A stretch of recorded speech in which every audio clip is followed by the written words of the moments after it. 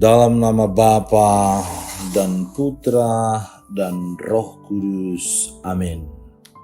Allah Bapa kami yang murah hati, bantulah kami untuk merenungkan sabda-Mu, sebab sabda-Mu adalah pelita, penuntun langkah kami, dan obor penyuluh jalan kami. Kami mau membaca dan merenungkan sabda-Mu, maka bersabdalah ya Tuhan, hamba-Mu mendengarkan. Penuhilah hati dan diri kami dengan sabda-Mu itu, sehingga kami menghidupinya dengan baik.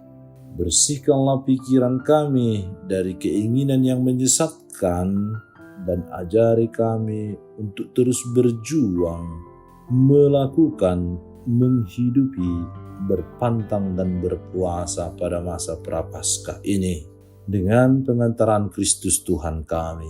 Amin.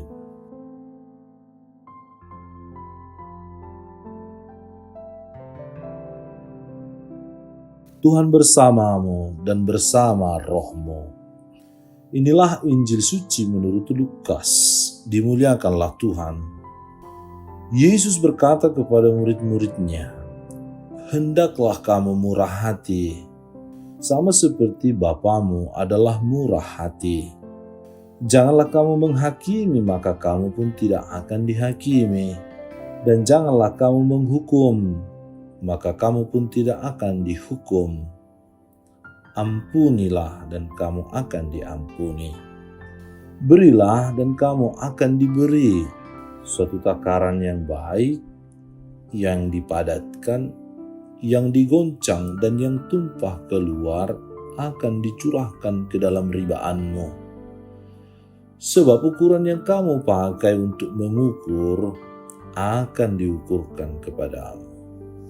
Demikianlah sabda Tuhan. Terpujilah Kristus. Saudara-saudari terkasih dalam Kristus Yesus, sabda Tuhan yang barusan kita dengar menceritakan percakapan Yesus bersama murid-muridnya.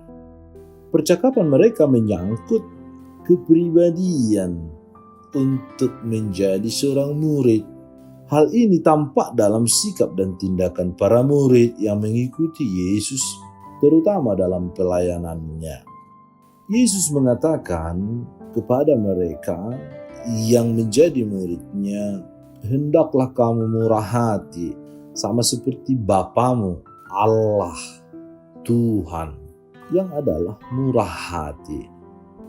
Konsekuensi dari murah hati, sifat yang dimiliki oleh Allah ini mau melukiskan bahwa pribadi Allah sesungguhnya pribadi yang suka, mudah memberi, tidak pelit. Di dalamnya juga terkandung muatan kasih dan sayang, suka menolong, dan baik hati. Menunjukkan juga sikap, sifat kedermawanan. Murah hati yang dimiliki Allah juga merupakan sikap yang harus dimiliki oleh para murid, yaitu keinginan untuk menghibur mereka yang kesepian, atau memiliki belas kasih kepada sesama sehingga tampak dalam tindakan untuk menolong mereka. Ada kepedulian untuk menciptakan kehidupan para murid menjadi pribadi yang tentram. Murah hati senang membantu, berperilaku lembut, hormat kepada sesama, kepada orang-orang di sekitar kita. Mau mengurangi penderitaan orang lain, membantu orang yang kesulitan tanpa pamrih. Murah hati tidak perhitungan, apalagi mengungkit-ungkit hal yang telah ia berikan. Nah, saudara-saudari terkasih, murah hati yang diajarkan oleh Yesus yang sama seperti murah hatinya Bapa adalah akan melahirkan sikap-sikap yang baik tentunya.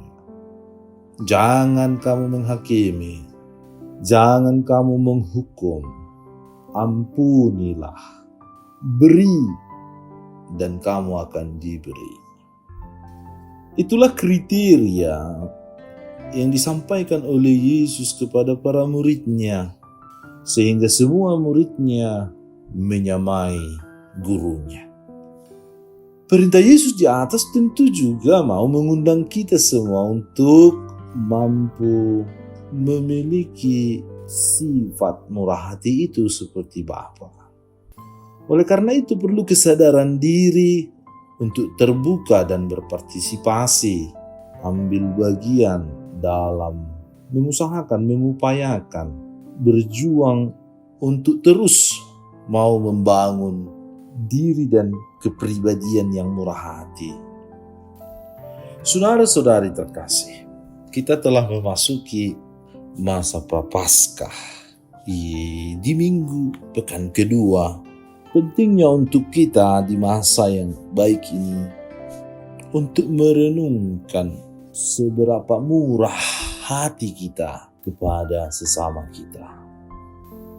Firman Tuhan hari ini mengajak kita untuk merefleksikan kemurahan hati Allah yang terus mengalir bagai sungai yang tak pernah berhenti mengalir.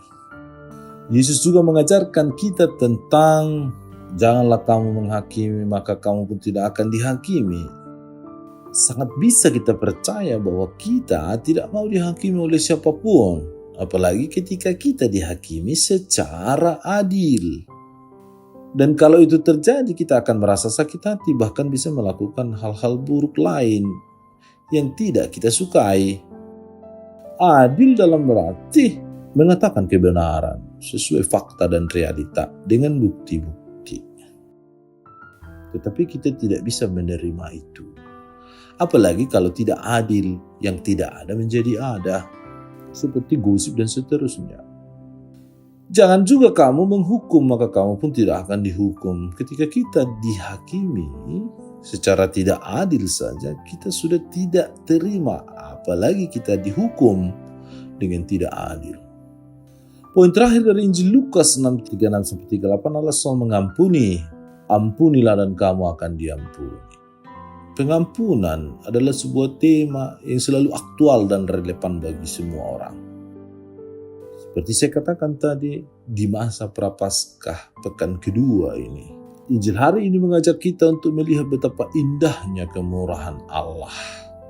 Sebagai anak-anak Allah, sebagai umat beriman yang mencintai dan mengasihi Yesus, kita dipanggil untuk menjadi sumber berkat bagi orang lain, memancarkan kasih dan kemurahannya.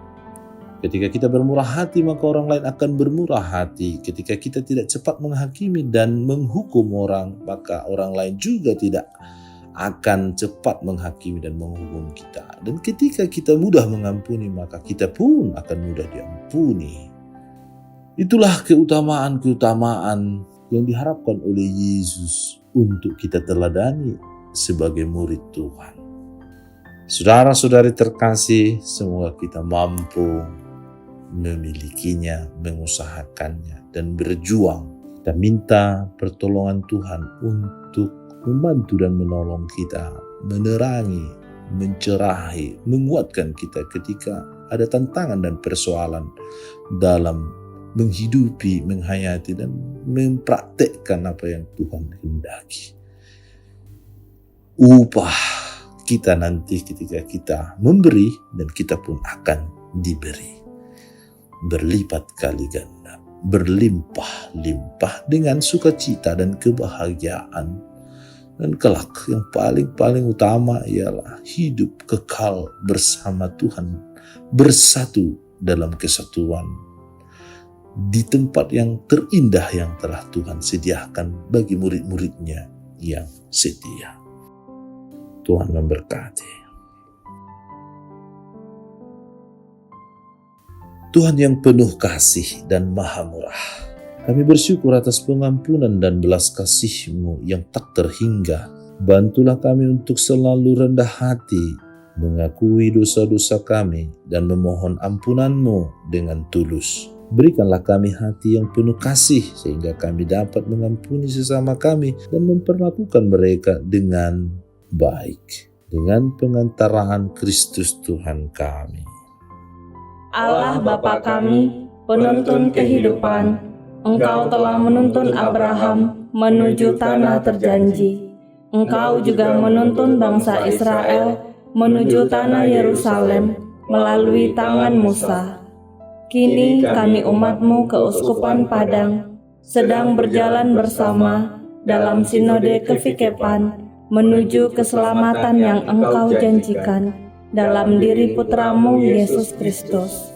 Tuntunlah peziarahan hidup kami dengan kuasa Roh Kudus-Mu, agar kami tetap tabah, sabar dan setia menghadapi kesulitan dan tantangan hidup.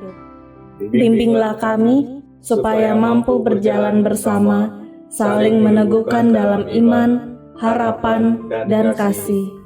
Bunda Maria, doakanlah kami putra-putrimu sepanjang sinode kefikepan ini berlangsung. Ya Bapa, Engkau kami sembah dan muliakan, kini dan sepanjang masa. Amin.